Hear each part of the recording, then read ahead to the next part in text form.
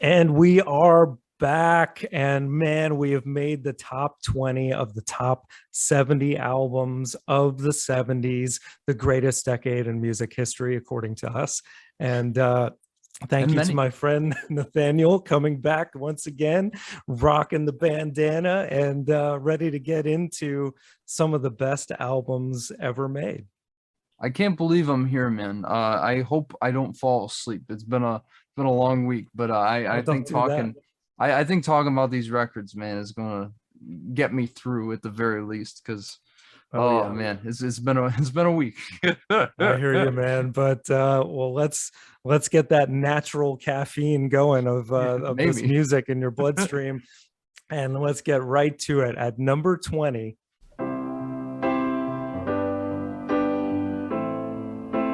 Let It Be by the Beatles.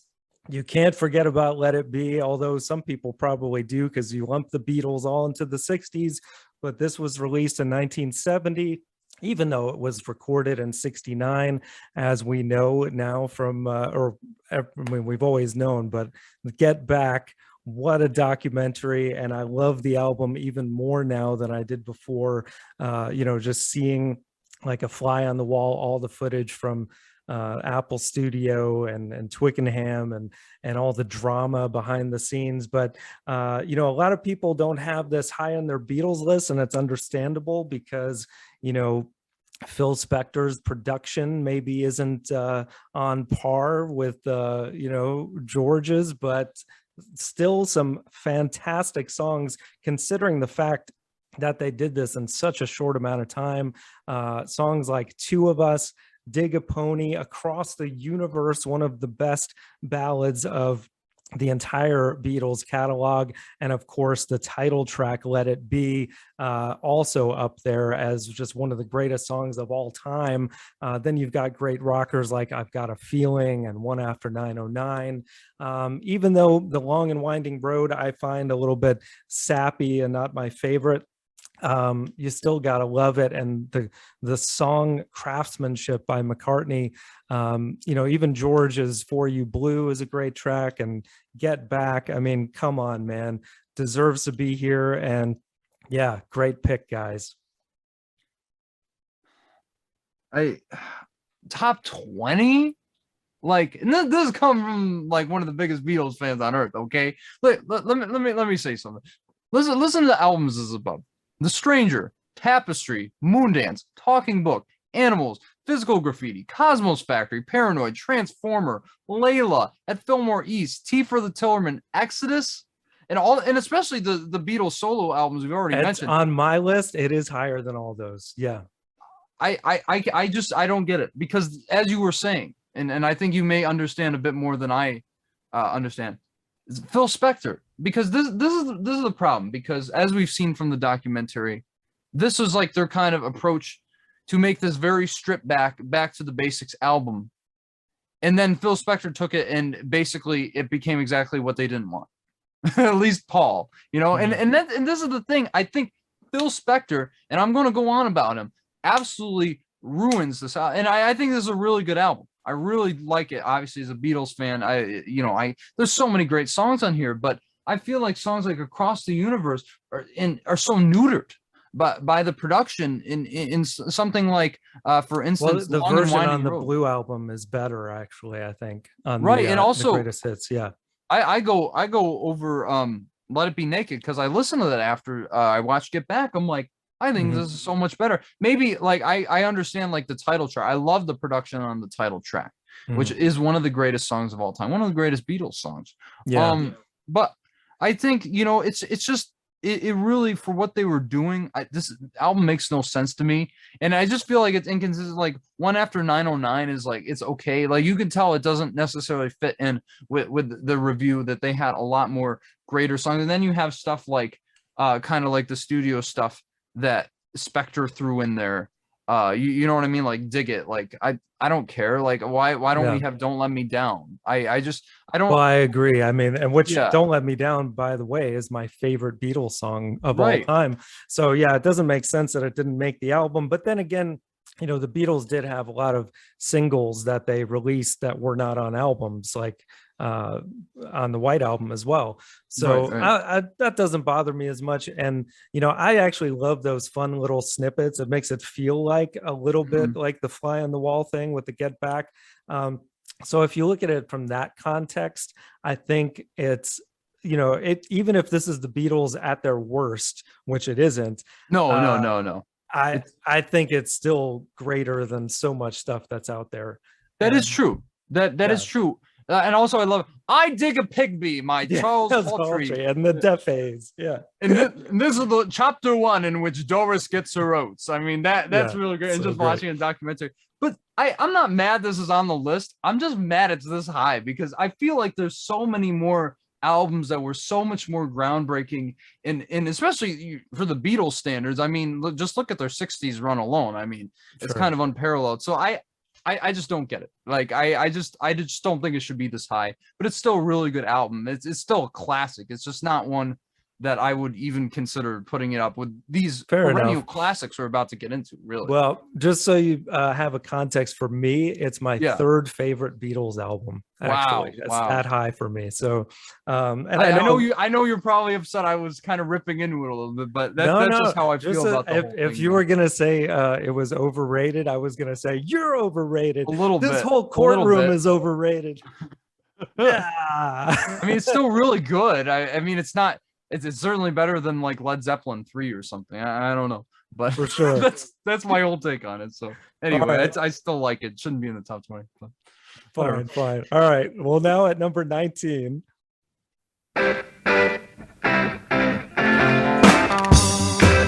Sticky Fingers by the Rolling Stones from 1971.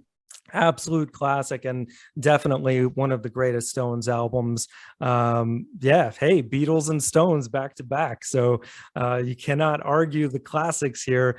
And this, right out of the gate, Brown Sugar, one of their best guitar riffs and just all round upbeat rockers with the saxophone in there. So fun. Then you've got one of their greatest ballads of all time, Wild Horses, on this record. Can't You Hear Me Knocking, which is such an awesome rocker. Talk about guitar riffs, just that off-kilter riff and the great drumming by Charlie Watts. Then, of course, you got Bitch, one of their bluesiest. And another one that's just like this weird, if you're trying to play it, I think it's in a different time signature, but it's just so catchy and fun. Really, this is one of probably the few Stones albums that doesn't really have a weak track on it, in my opinion, but it is not my favorite. That would be Let It Bleed, which I think we've already mentioned on the 60s, but yeah, I think this is probably in a good spot for this one. Well, this is interesting. Well, I'm certainly glad to see it above Let It Be and certainly Exile on Main Street, because I've already gone on about that. Believe it or not, this album did not make my list. Oh, wow. So, but yet again, I mean, this is another one I was kind of kicking myself for having to leave off because, yeah, this is one of the Stones' best records. And I revisited after Charlie Watts passed, and I was just so blown away. Like, I didn't really know how great this album was until I listened again. And I was just, I mean, just from Brown Sugar alone, I think is one of their best songs, and it's kind of strange that they're taking it like off their context because they're like talking about slavery or whatever, but it's an anti-slavery song. I don't know. I think maybe people are getting a little sensitive about that, not knowing the context. Regardless, I just think it's an absolute stomper and just mix vocal. How come you dance so good? Yeah. I mean, it's just that Brown Sugar. And as you said, that guitar riff is amazing. And I just have to mention the guitar playing throughout this entire album, especially from Mick Taylor, who I think is even better than Keith Richards on guitar. I've always found Keith Richards to be a little overrated as a guitarist. I wouldn't put him in, up there with like Clapton or Hendrix or anything like that. Like a lot of people would. But yeah, man, is it crazy that like I don't quite love Wild Horses? Like, because I think it's really, really good. Like, the wild horse couldn't drag me away. It is really catchy, but it's never, I don't know, it's never captured me as one of their best. But I certainly understand the love for it. It is a really, really good song. And as you said, Can't You Hear Me Knocking is just such a great drum groove. I mean, just that outro. It's like it goes on for like what, like 3-4 minutes, but it's Something like that, so yeah. good. I mean, rest in peace, Charlie Watts, man, one of the greatest rock drummers of all time. And of course, as you said, like there's so many great underrated tracks on here, like "Bitch" and "I Got the Blues," which is like Mhm. their version of a Stax song, and it really does feel like an Otis Redding song, kind of like on, I guess, heroin or something, because it's the Stones. So I'll throw Right. that in there. But I also, dude, "Dead Flowers" is That's one a of fun track. that's like one of my like most underrated Stone songs, and I just think the lyricism is so brilliant. The way Mhm. they play with juxtaposition. I'll bring you dead flowers and put it on your grave, something like that. But it Yeah. is really, really beautiful.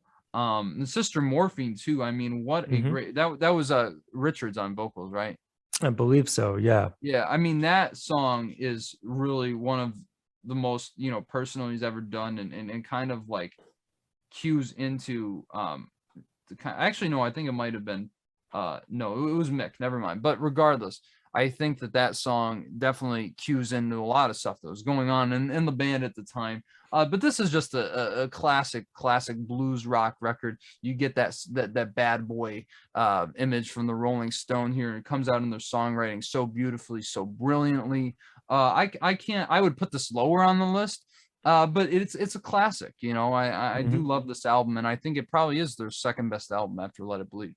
Yeah, yeah. So yeah, great placing. So now on to number 18.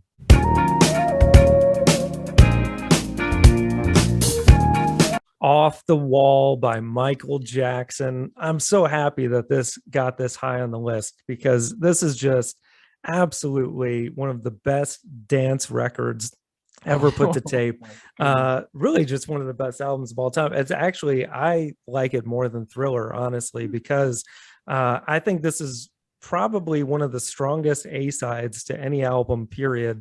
I mean, right out of the gate with Don't Stop Till You Get Enough, which, I mean, come on, the production by Quincy Jones, that with those strings, it is just brilliant. The sound, like nothing sounded like this. Even, you know, though the Bee Gees were doing like similar style, like, the whole disco vibe, this took it to another level, man, sonically. And MJ's vocals, I mean, come on, one of the best in the game. Rock With You, I think, is where like he really shines. I want to rock with you. Oh, it's so great, man. You just want to put your teeth out, like, Oh, yeah.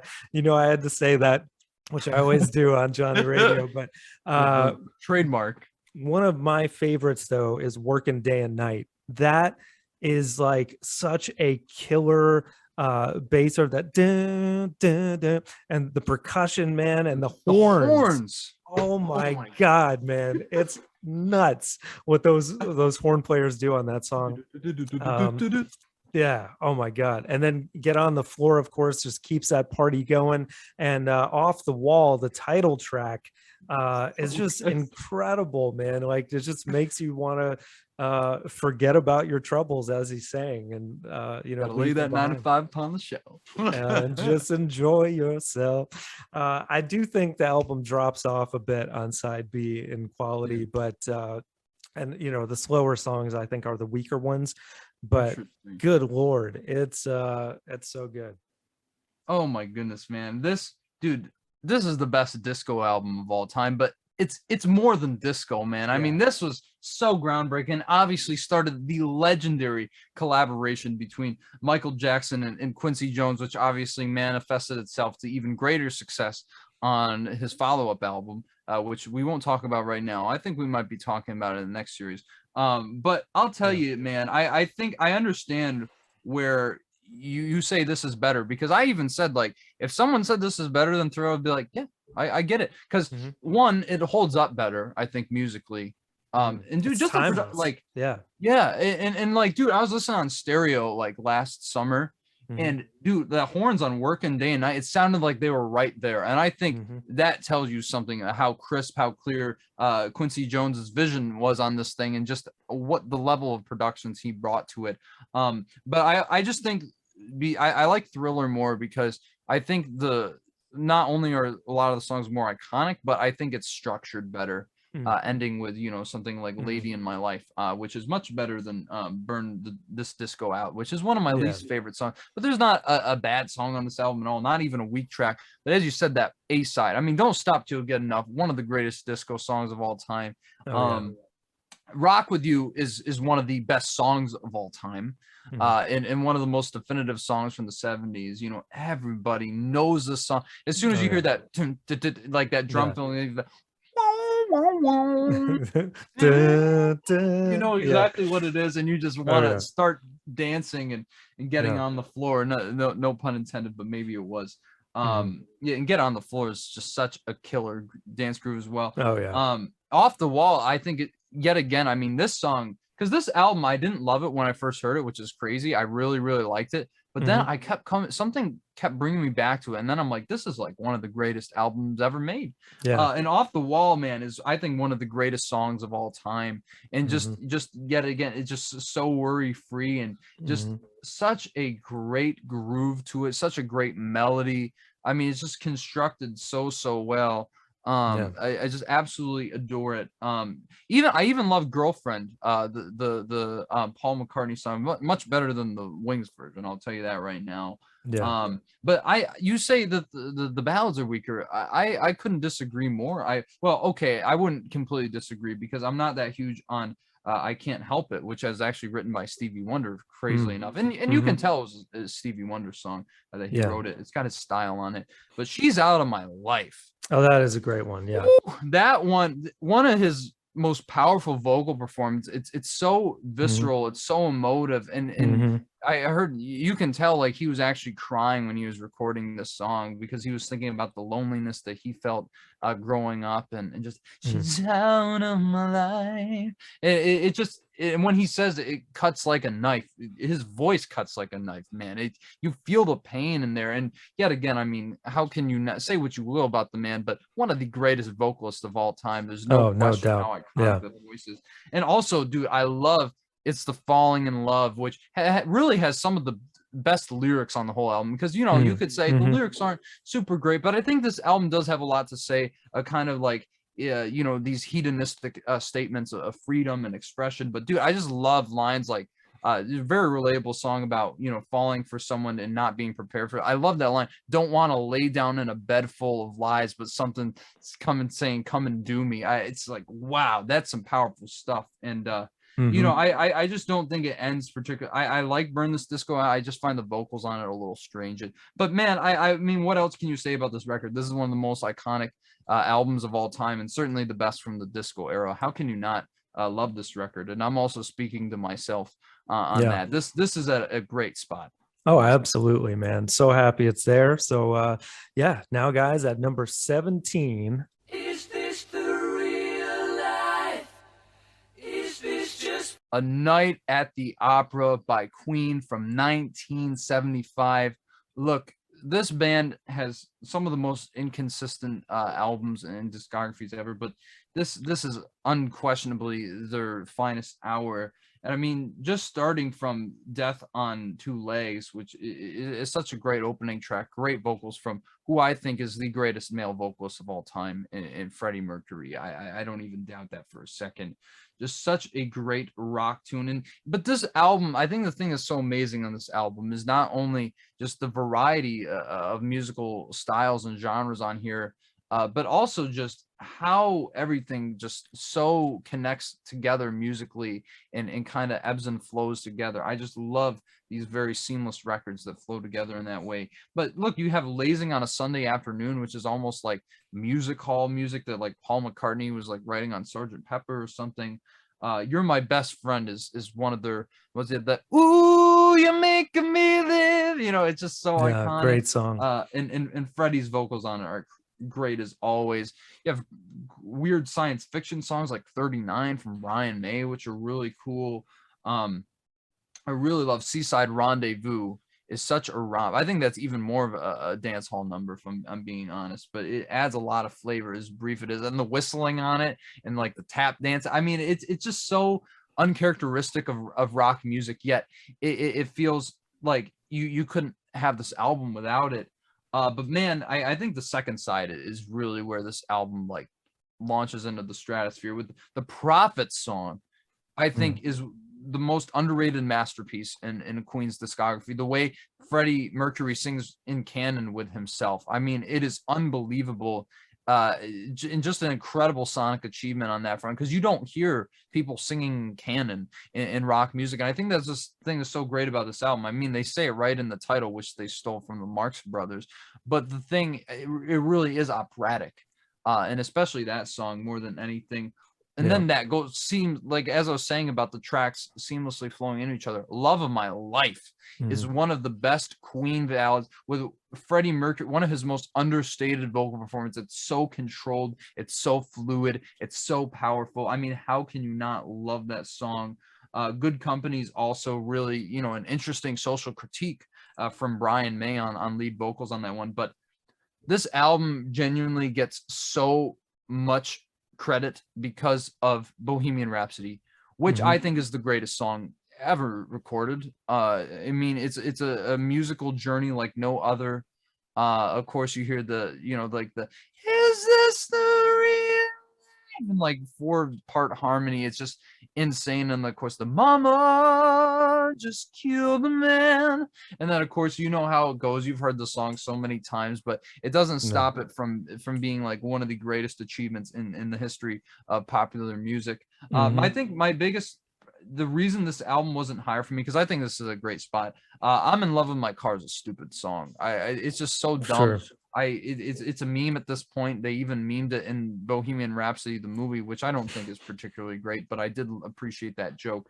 But yeah, other than that, I mean, I can't. Yeah, I do think it's a little high, but I mean, it's still, I mean, just for Bohemian Rhapsody alone, it's got to be high on the list. I mean, as you said, you said the greatest, but I would say definitely one of the top 10 greatest songs ever made.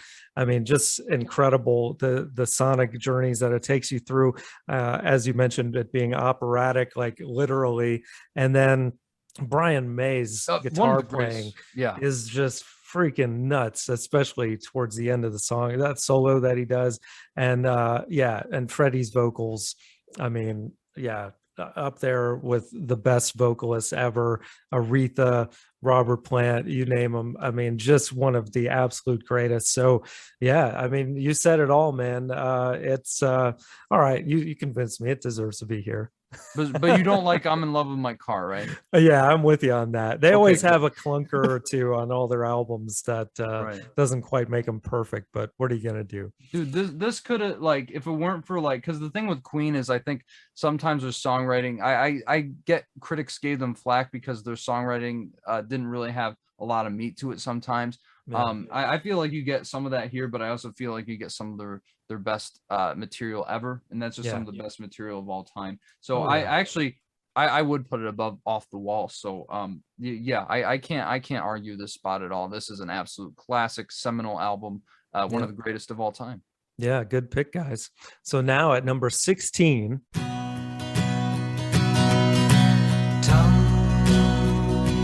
Bridge Over Troubled Water by Simon and Garfunkel. You knew this album had to be on the list. And honestly, what is it doing at this number? I mean, screw like top 16. Like, this is like top 20 of all time, not just of the 70s. I think this is one of the greatest albums ever made, and really cements Simon and Garfunkel is the greatest duo in music history, I think, almost unquestionably. Just starting with that title track, just to open it up, man, one of the greatest songs of all time. I don't have to explain this to you. If you've heard it, you understand. And Art Garfunkel, man, Art Garfunkel's angelic, heavenly voice on this. And it's just crazy to think that Paul Simon almost sang it for himself, and now he regrets not doing it, because it's just the performance that Garfunkel gives on this is incredible. And also like the fact that, you know, they had to convince him,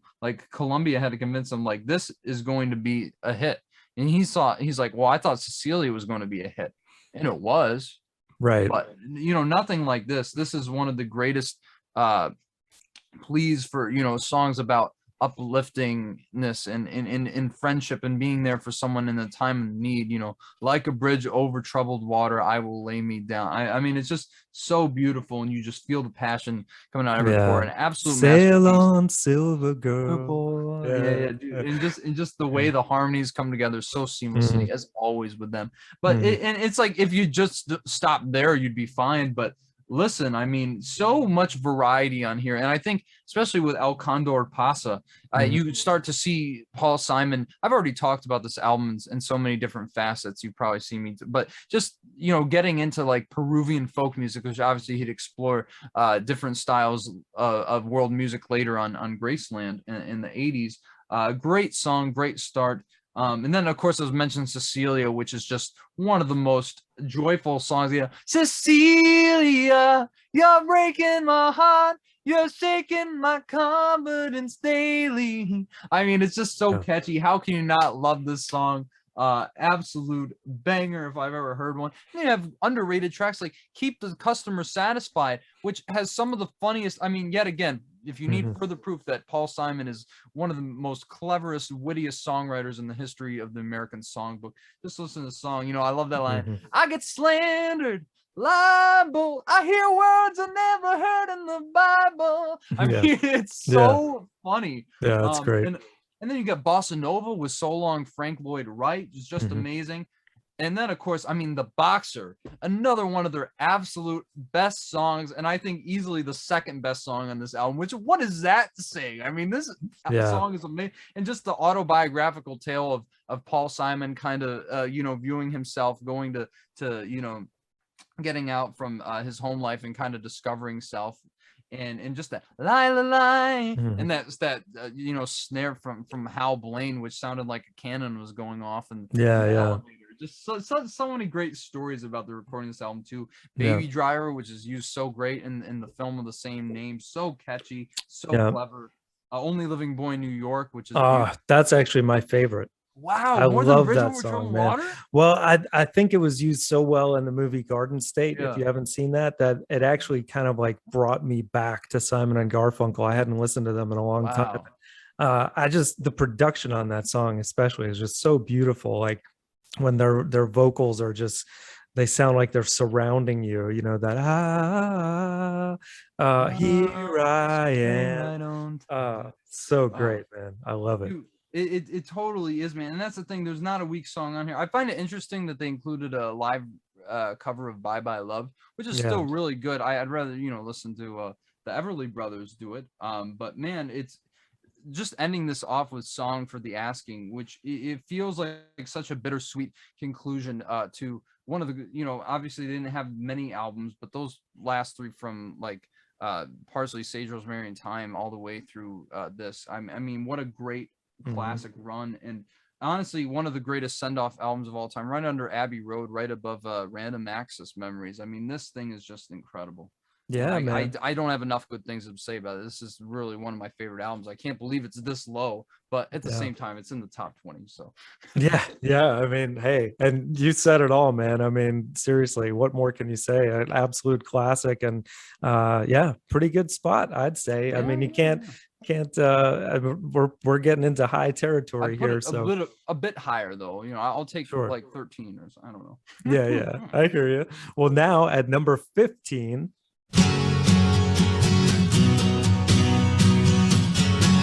All Things Must Pass by George Harrison from 1970, the not just double but triple album. This guy had just built up such a list of songs that McCartney and Lennon would not let him put out on Beatles albums, that he just had all these great songs, and literally there's nothing weak on here. Even the stuff at the end that's really just like extended jam sessions with the band, which, I mean, talk about a superstar band. I mean, you got Clapton playing throughout this album, of course, Ringo on drums, countless numbers of other players, and the wall of sound production by Phil Spector actually, I think, does play well on this record, especially songs like Wah Wah, Isn't It a Pity, which is, I think, one of the greatest songs of the decade, and up there as far as Harrison's best stuff. You've got, oh my God, My Sweet Lord. I mean, just when that guitar comes in, that acoustic, it's just so iconic and one of the most beautiful songs on this record. Even, towards, I don't even know what side we're on at this point, but side 3 of the album, Beware of Darkness, is a great ballad. The Ballad of Sir Frankie Crisp. Of course, the title track, so beautiful.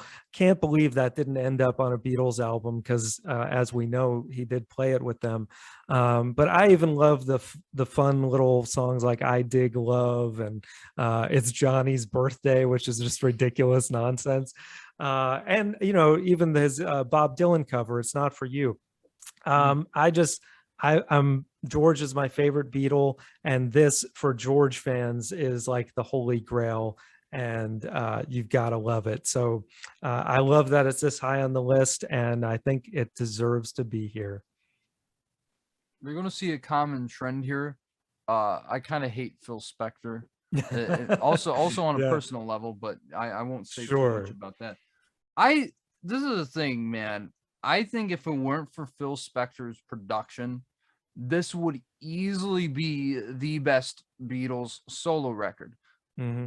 But the thing that frustrates me is I know how great of a songwriter George was at this time. It is evident, but I wish I could hear what he's singing half the time because it's just so drowned in the mix. Mm-hmm. And that's always been a problem with me listening to albums. If I can't hear what they're saying and I know it's great, then that really doesn't sit well with me. But also just the fact that I think just the Apple Jams, I can't listen to Thanks for the Pepperoni. Well, I have a couple of times, but it is just, Yeah. There's nothing about it that stands out. And I just like, why do we need like 20 minutes of absolute filler? That's what it is. And I think that those elements hold this album back from complete greatness because just George was, you could see how spiritual he was at this point in time, and it really comes out in these songs like My Sweet Lord, which I mean might be my favorite George Harrison song if we're not even talking about the Beatles stuff. Just Right. the Hallelujah, my so sweet, great. and then brings in the Hare Krishna. I mean, Mhm. just one of, and also My Sweet Lawsuit. You could throw in Yeah, there. that's true. But man, and dude, I just have to mention his slide guitar playing. This is where George really Brilliant. cemented himself as one of the most identifiable guitarists because he was great with the Beatles. There's no denying. But when he really let loose, man, and was in his own lane, there was no stopping him. But man, Mhm. I mean, so many. This is the thing. There's so many standouts on here, like Wah Wah, which Yeah. is just great. Such a great riff. You're Yeah. giving me Wah Wah. And that And boom, I boom, boom, boom, know boom, that- boom, boom, boom, Oh boom, my boom. goodness. So cool. That guitar line is just Yeah. absolutely nuts. Love Yeah. the song. And just the story about Paul complaining about everything, and that was kind of what it was about. But it's Yeah. so catchy. I agree with you. Isn't It a Pity is one of George's absolute best songs. So beautiful. 7 minutes long. I don't get sick of it when I hear it. What Is Life? Yet again, will make Great you think one. of there's helicopters flying over you, getting really paranoid while someone's stirring up some Some spaghetti sauce. Yeah. and some meatballs. Yeah. But really, one of his best songs, I think, is just that down, down, down, down, down, down, down, down. I've performed this song. This is one of my favorite George Harrison songs. Just between that and My Sweet Lord alone, I mean, this album man. is so good. But Well, I'm glad that you said, minus the Phil Spector, it would be the greatest, because this, I don't love in it, my but- mind, I think it is the best post Beatles solo Beatle record. But That's I understand. fair. I think Band on the Run is your favorite, right? Yeah, but Okay. it would be this, man. If Mm-hmm. well, actually, I don't know. Band on the Run's pretty good, but I It mean, is. lyrically, this is way better. And the Mhm. thing that frustrates, I don't think I understand that so many people love it, so I'm not making as much of a fuss about this as I was Let It Be. But I hate Full Spectrum, man. I've never understood fully the Appeal of the Wall sound. In some ways, I do, but I just Mhm. think it basically neuters a lot of the greatness that Harrison was putting forth lyrically, and also just the runtime absolutely holds this album back from being really, it would have probably made my list if it weren't for those factors. It's alone. Johnny's birthday. Yeah, that's fun. It's kind of a meme to me too, so I do Yeah, enjoy yeah. it from that It is like a aspect, meme. but Yeah, I That's don't great. care about Apple Jams. We can cut them all off. I'm sorry. I hear you, man. Well, that brings us to number 14.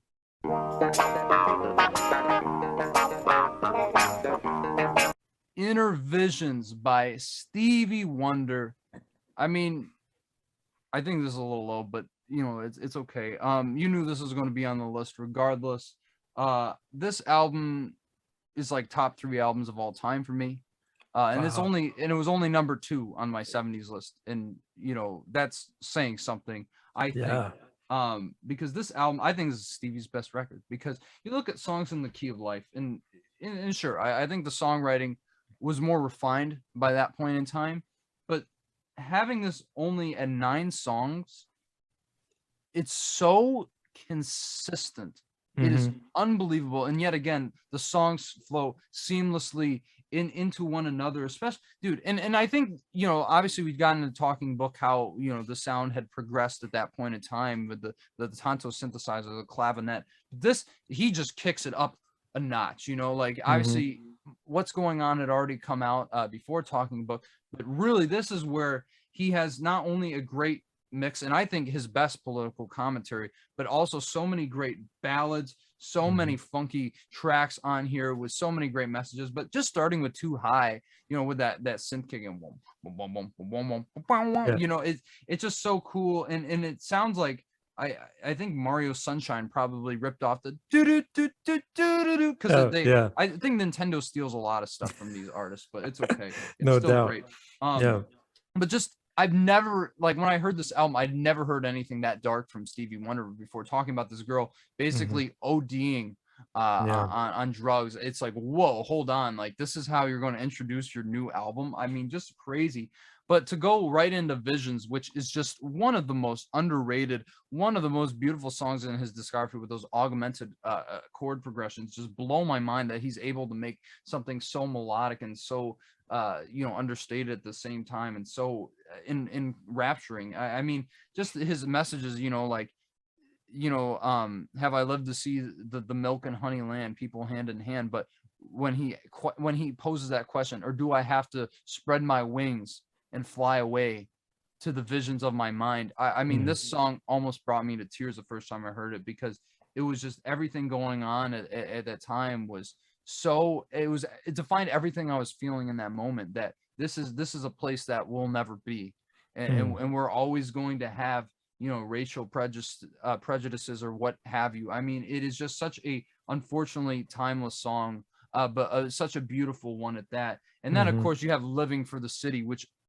I think So good. is just such a masterpiece, not only in production, you know, especially with him back in, but believing just enough for the city, you know, like, and him harmonizing with himself, but just the messages, man, like that line.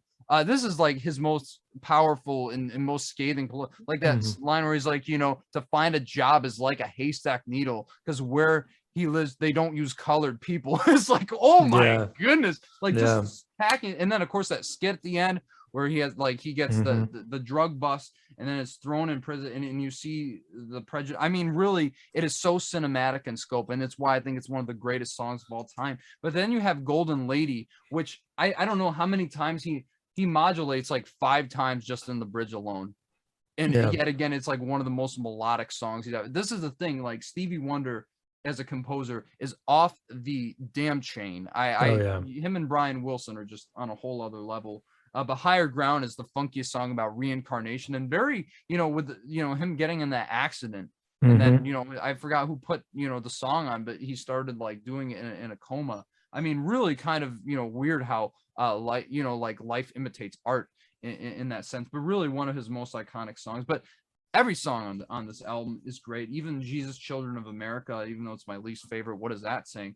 All in Love is Fair, beautiful, beautiful ballad about, you know, the uncertainty of the future, and you know, kind of committing yourself to a relationship, though you don't really know what's going to come from it.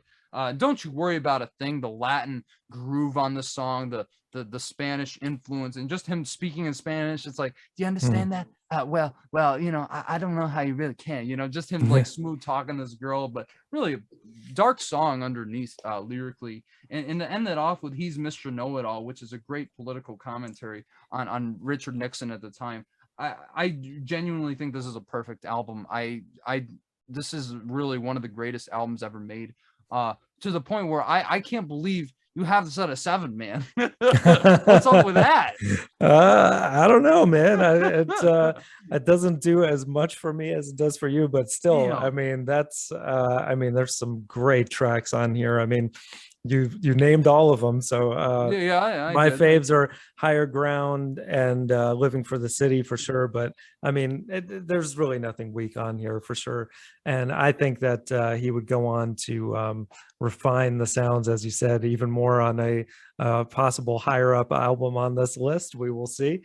But hey, not a bad spot at 14. No, I just think, considering how perfect I think this album is, I Yeah. think it could be a little bit higher. I would Sure. even take 11, but you know, at least it made it this high on the list, because this is a masterpiece. I don't say that very often, but this really is one of my 5 10 out of 10 records. So I hear you, man. could be higher, but love Stevie, man, and yeah, I'm happy about it. So now at number 13.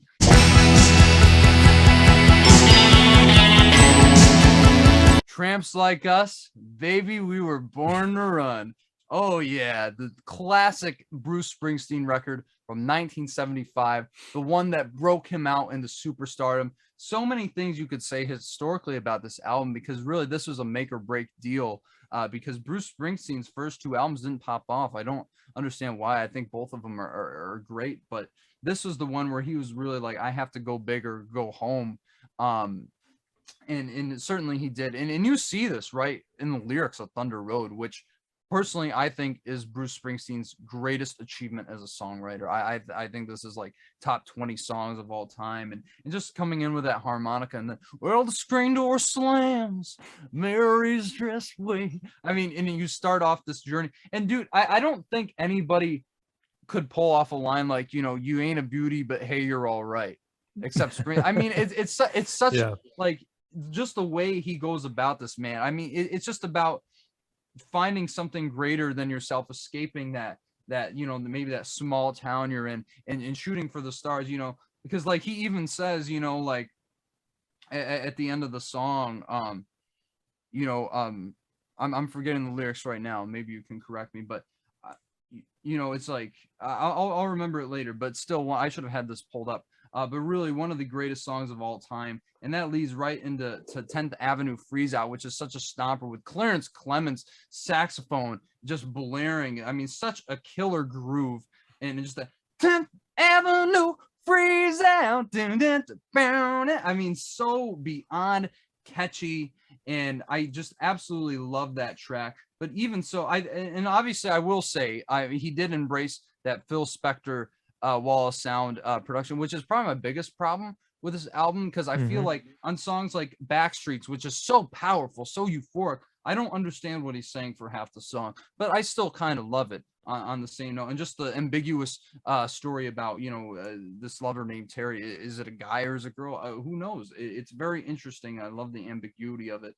Night is another great, you know, blue collar 9 to 5 song about finding redemption, you know, going into the night and like living out your wildest dreams, I suppose. And of course, the title track, Born to Run, absolute classic. You know, Tramps Like Us, baby, we're born to run. I said it right in the intro, but really one of his most iconic songs. I'm not crazy about She's the One. It's cool he got the Bo Diddley beat. I think it's all right though. But songs like Meeting Across the River are so emotionally complex and so stripped back for Springsteen, especially on this album, because I know you'll probably get into that later, but just him talking, like trying to reassure his girl, like, I'm going to, like, how he basically takes money from this girl and reassures her, like, this is the last time. Next time I come in, you're going to see the money on the table. It's really such a tragic song. And then of course that leads into Jungle Land, which is the epitome of tragedy. And I think one of his greatest achievements. It's so it's so epic in scope. It feels like, you know, I've heard it say Sondheim mixed with Phil Spector or something, and that's completely absolutely fair. You get this narrative of kind of like this kind of gang interaction, and just the all these people interwoven in this one night, and the tragedy that occurs, and all these little vignettes. It's really incredible musical statement. It's just absolutely incredible. But I'm just telling you, like, that finishing line, I found it. Thunder Road. It's a town full of losers, and I'm pulling out of here to win. I think is so synonymous with the success story of this album and Bruce Springsteen's career after this point. I mean, this really is. It took me a while to come around on this one, like Off the Wall or something, but I think this is his best record, and you're going to disagree with me. So. I definitely do disagree with that. This didn't even make my list, and I know I'm going to get crucified for this, but and I'm from New Jersey, man, but I'm not that big of a Bruce guy, just in general.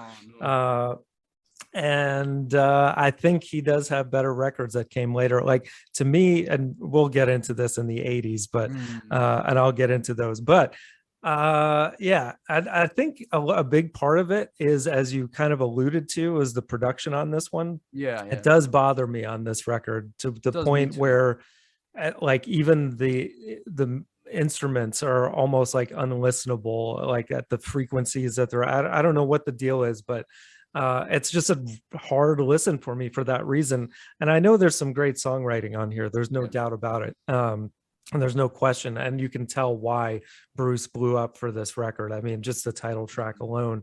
And of course, Clarence Clemens, you got to give it up. I mean, and I just have to interject for a sec on that note, because I didn't even mention the saxophone solo that goes on for like 2 minutes in Jungle Land. Yeah. When I was listening to this again, like, this rarely ever happens. I literally lost my sense of time and place. Yeah. Well, and when a record there aren't any records that really make me feel that way.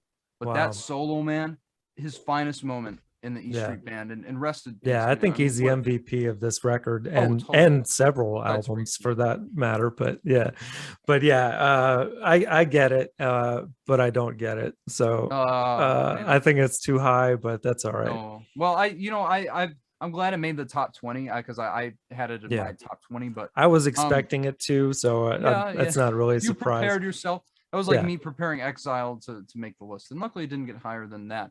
But I will say, man, I just absolutely love this record. I don't think it should have made the top 10, so I'm glad it is where it is.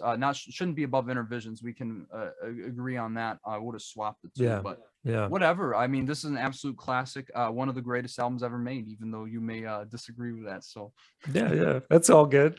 But I think at the top 10, it's going to be hard to have any disagreements, because I mean, well, I don't know. We'll see. We'll see. But yeah. All right. So now at number 12. When are you gonna come down? Goodbye Yellow Brick Road by Sir Elton John. Yet again, another classic from 1973. I don't know what number that is from that year on this list, but I think there might be more down the way. I think this was like in my top 10.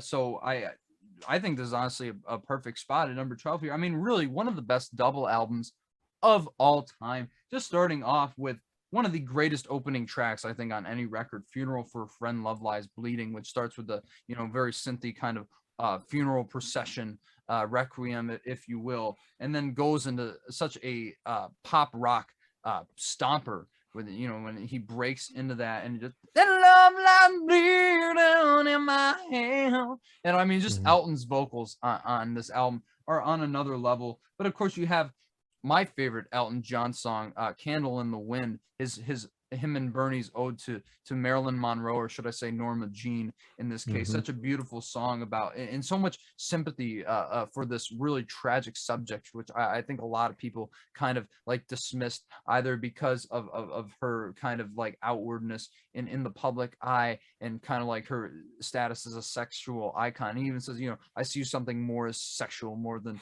just our Marilyn Monroe. It's such a beautiful line, and I think really melodically one of his best songs. You can't beat it. And then right after that, you get Benny and the Jets, which is just such a classic pop song. You know, you got an electric booth and mohair suit, you know, I read it in a magazine. You know, I mean, everybody loves that song, I think. So catchy. And the title track is yet again the best. Another, yeah, dude, it's like one of his absolute best songs. You could say about so many underrated cuts on here. Like, this song has no title. I was just listening yesterday. Ray Seal, Jamaica Jerk Off, which has like a reggae vibe to it, I see. Yeah, a lot of different styles throughout the record where he changes it Yeah. up, and that keeps the double album flowing really well. Dude, like this really, I don't get sick of this album. I mean, it just keeps going. Like Sweet Painted Lady, yet again, I think is one of his most underrated lyrical masterpieces. It really is such a great story about kind of like these prostitutes going with these sailors, but the way like it's described, you know, Sweet Painted Lady, things seems to have always been the same, getting paid for being laid, and that's just the name of the game. I mean, just so many brilliant lines like that from Bernie Taupin. And Saturday Night's All Right for Fighting is another absolute classic. You know, just so many. Social Diseases, great. Roy Rogers. I could go on and on about this record, but I genuinely think, I know you love Tumbleweed, but man, I think that this is his definitive album. Glad to see it above Born to Run at the very least. I think this is one of the greatest albums of all time, and I think cements Elton John is one of not just one of the greatest singer-songwriters of his generation, but one of the absolute best of all time. Yeah, I mean, Tumbleweed is my favorite, kind of for the same, maybe the inverse reason, or actually kind of the same reason that you love Innervisions more than Songs in the Key of Life.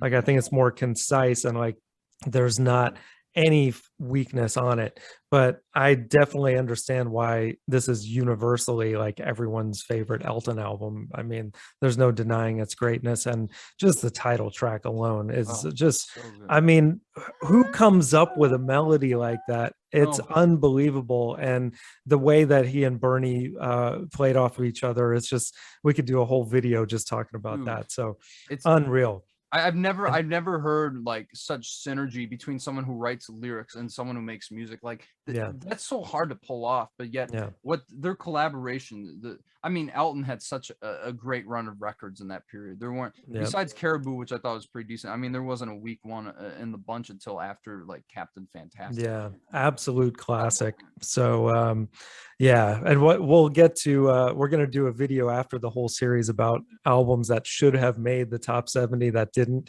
and I'll be having some stuff to say about Elton, but yeah. So now at number 11,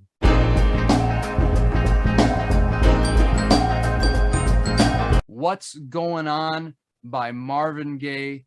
Nope, it didn't make the top 10. It didn't make surprising. number one. I'll get into that, but yeah, I mean, this is one of the most influential records ever made, and while I don't think it's the greatest album of all time, like Rolling Stone says, I certainly, it is undeniable that it's one of the most influential. And I'm surprised it didn't make the top 10 because of that. I mean, granted, I had it like closer to 20, but at the same time, I just don't understand, like, just based on influence alone. I mean, this changed music single-handedly, because obviously you might all know the story about how Marvin wanted to put this out, put out this protest song, and Berry Gordy was like, no, we don't sell records like that, which was absolutely ridiculous. He recorded behind his back, said this is one of the worst things I've ever heard, which I don't know. That's how crazy. I hope he doesn't feel that way today.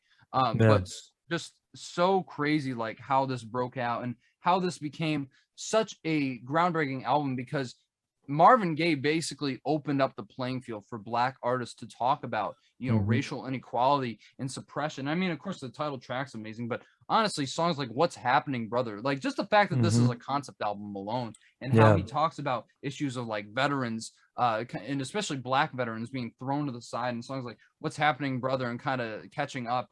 And I just Yeah. love that line, you know, like where it's like, you know, talking about like all the things he's like asking about, did the ball club win the pennant? Do you think they have a chance? But and tell me, friend, how in the Yeah. world have you been? Where it's not even like about himself anymore. He just wants to. He's just thinking about the people that he loves. And I just think it's such a beautiful statement. And then Yeah. "Flying High in the Friendly Sky," which is one of the most beautiful songs about, you know, drug use, which kind of ties into Vietnam. And Yeah. "Save the Children," yet again another beautiful song. He Which, even you gets know, environmental on "Mercy, dude, Mercy Me," which that's to me the highlight of the record. that's fair. Such a That's cool song. I love it.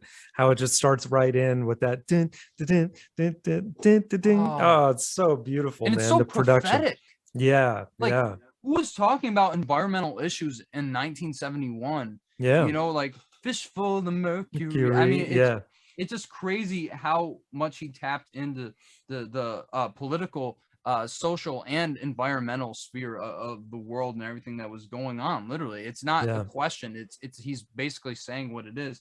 And of Right. course, I think the second side, I think "Right On," as cool as it is with the flutes and all that, I Mhm. don't think it technically ties in as well as some of the other songs Yeah. thematically. And "Holy Holy" feels a little repetitive off of something like "God Is Love," which is such a beautiful statement Mhm. of eternal love and glory to the Lord. But man, do they end this thing off on a high note with "Inner City Blues." Yeah. Makes me want to holler. I mean, this is Mm. one of the most damning political statements about, you know, especially, you know, kind of like, oh, they say it, inner city blues, just how Mhm. the government, like, all they care about is sending rockets to the moon, and yet all these people are like, you know, I can't pay my taxes, like all this stuff, and it just make me Yeah. want to holler the way Yeah. they do my life. And it's so funky, but Yeah. man, it's such a powerful song. I this album, I didn't love it at first somehow, but the more I came back to it, I Yeah, it was like, grows on you big time. yeah, man, because I didn't. Yep. I'm like, why is this number one of all time? And I wouldn't have it that high, but Yeah. man, this is one of the most influential. Like, this is definitely top 10 most influential albums of all time. Oh So, yeah, I mean, if he hadn't yeah, made this, you know, Stevie probably wouldn't have made Innervisions, exactly. as you Or alluded to.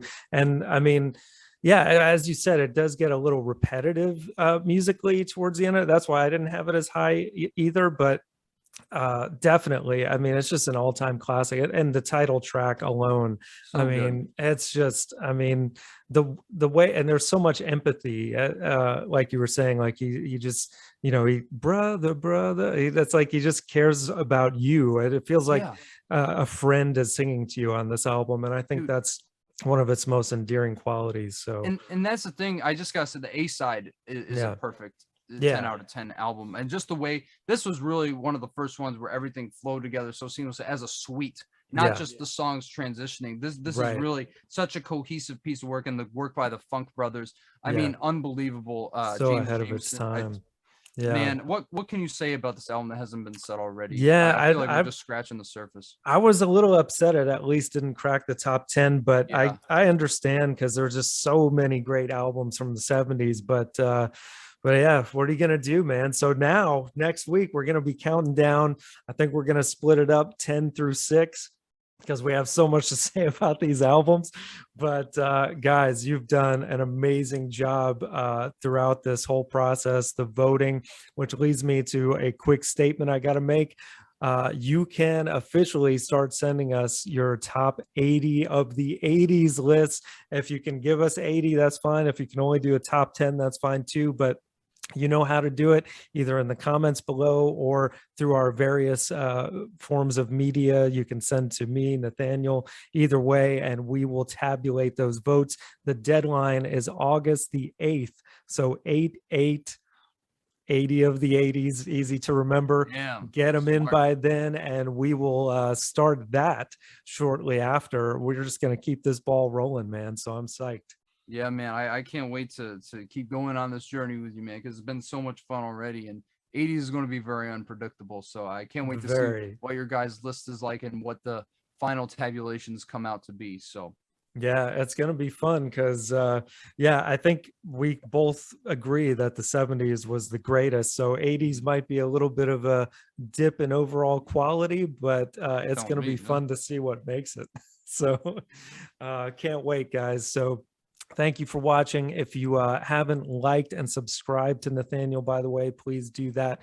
We're doing this every other week on each other's channel. So be sure to check out his other videos. Great stuff as always. And thank you for watching Johnny Radio.